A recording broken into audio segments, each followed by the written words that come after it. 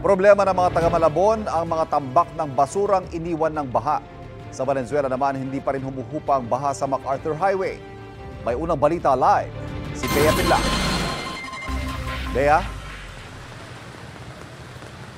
Ivan, lumalakas na ang ulan dito sa Valenzuela at kung dumiri-diretso ka sa kahabaan ng MacArthur Highway, sabi nila magmimistulang dagat yung baha.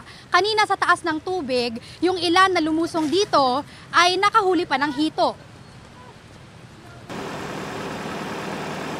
Hindi pa humuhupa ang baha sa MacArthur Highway sa Valenzuela.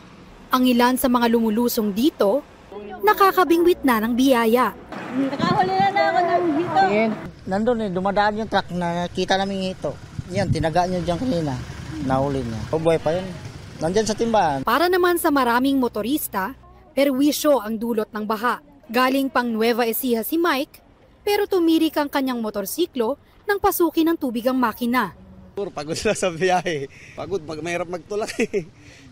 Hinaing naman ng taxi driver na si Abe, apektado ang kita niya dahil sa hirap pumasada. Hassle po, hindi lang sa akin, para sa lahat.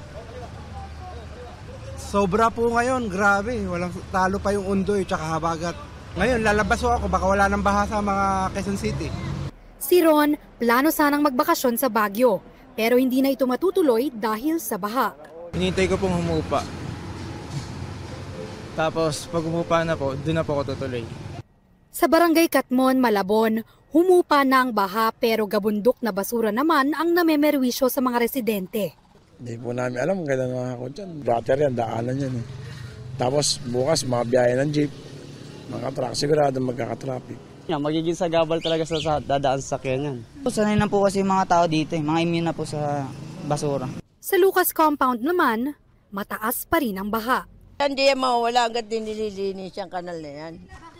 Barado. Pura lipungan na nga paa namin eh.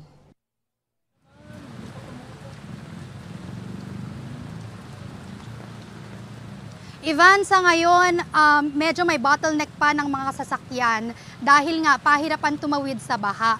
Yung ilan na mga pasahero na nakita natin, dumidiskarte na at sumasakay sa mga malalaking truck o malalaking kotse para lang makalagpas sa baha.